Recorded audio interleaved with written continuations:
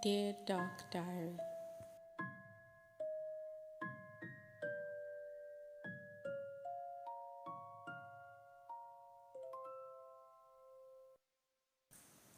Hello, and welcome to another episode of the Dear Dark Diary podcast.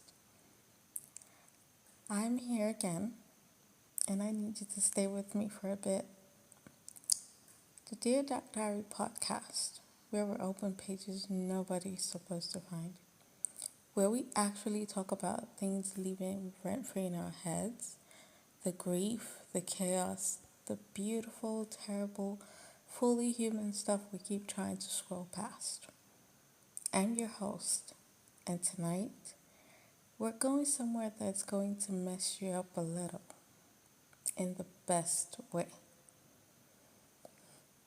So, I've been thinking about love lately, and probably not in a good way, not in the I just met someone and my stomach does a thing kind of way, but more like I've been sitting with this quiet, unsettling realization that every single time love has shown up in my life, I have let it make me someone I didn't fully recognize, someone I didn't know. And I used to think that was a problem. Like, why do I have to lose myself? Why does this one thing out of everything have the most access to me? Why does this one person bother me so much more than they actually should? And then I started looking at history and I realized, oh, so it's not just me.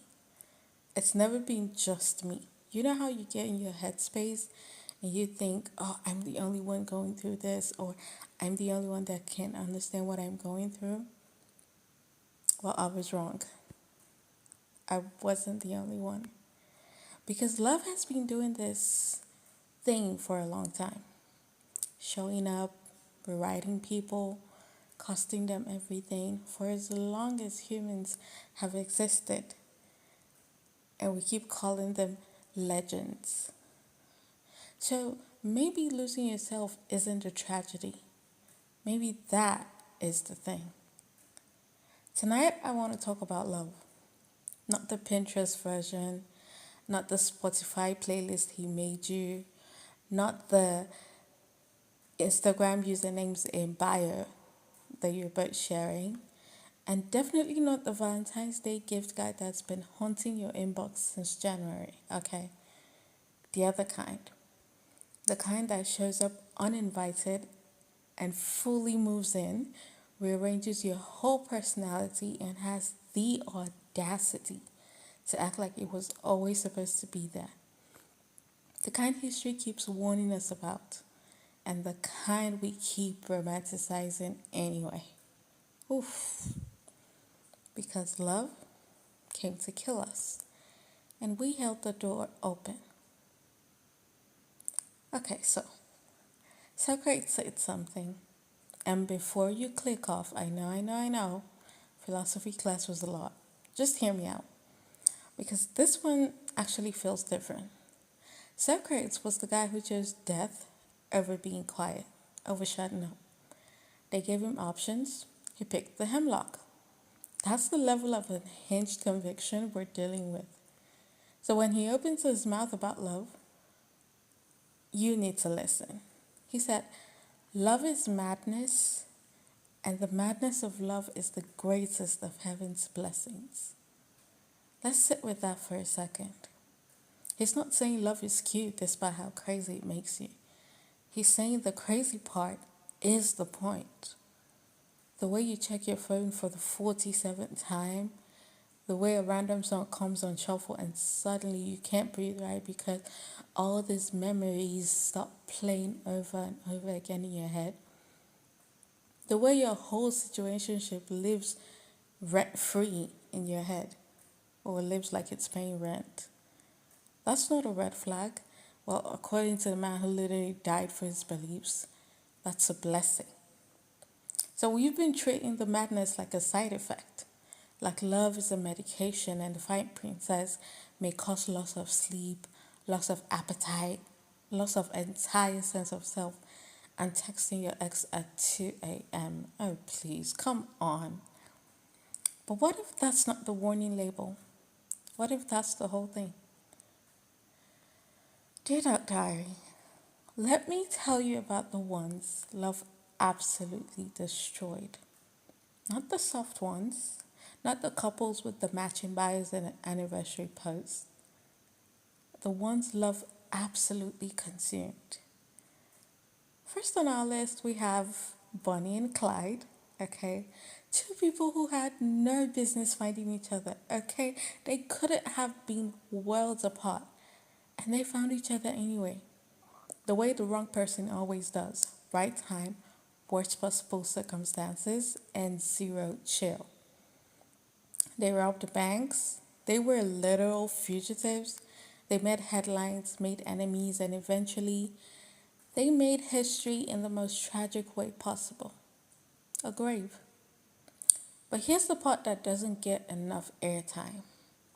She didn't have to stay. Bonnie Parker was young. She was sharp. She wrote poetry, like actual poetry, not just captions.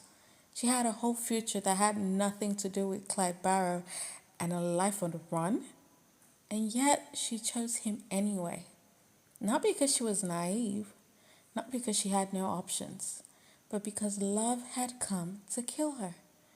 And she looked it dead in the eyes and said, okay, let's go. Romeo and Juliet.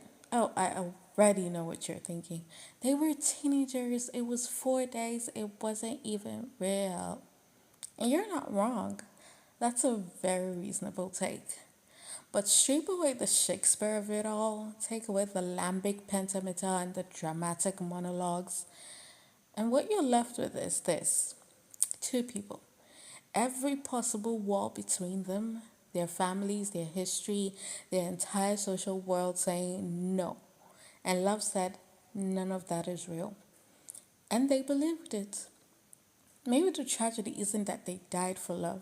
Maybe the tragedy is that we built a world where that was the only way out. And then, Cleopatra and Mark Antony. But this one really gets me because it is unhinged in the most iconic way possible. Cleopatra was that girl, okay? Like, genuinely, she was that woman. She spoke 9 languages. Do you know how hard it is to speak 9 languages, to even learn one language right now? She ran an entire empire. She had already navigated having a relationship with Julius Caesar, the most powerful man in Rome at that time, and came out on the other side still standing. So she knew exactly what love would cost. She did the math, and then Mark Antony showed up. And something in this brilliant, calculating, strategic, absolutely extraordinary woman just chose chaos. Not this time. This time I'm not playing it safe. This time I'm going all the way in.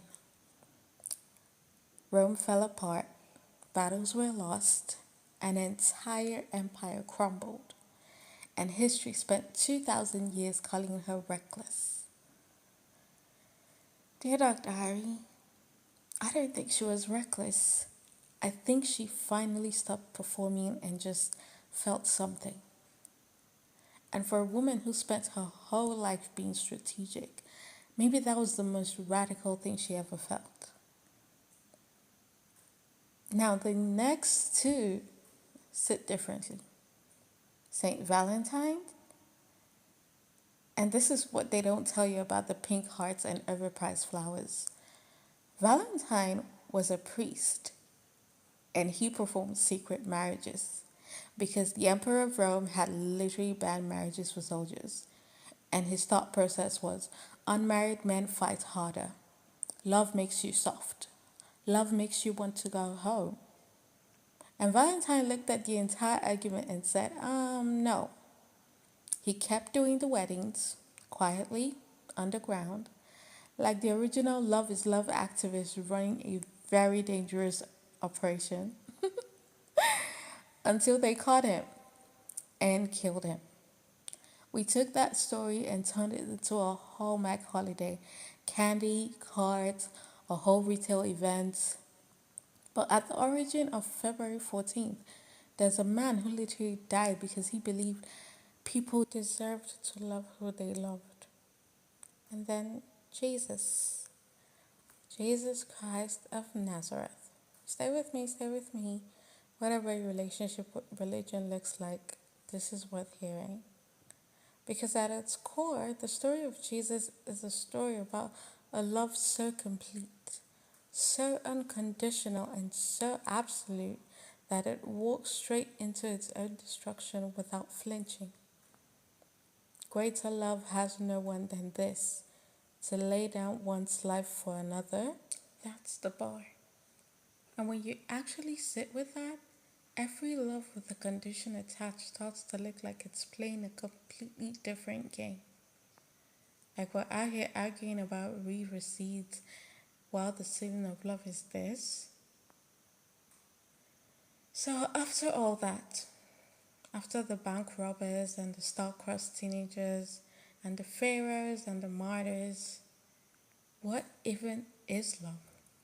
Like actually, like strip the lore, strip the aesthetics, and what is it underneath all that?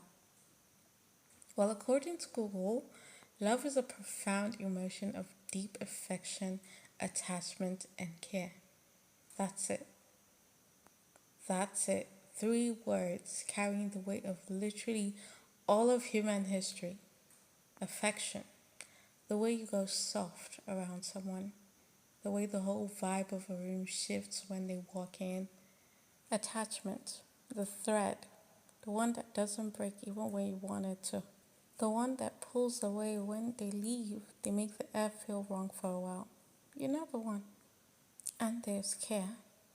This is the quiet one. The one that doesn't get the credit.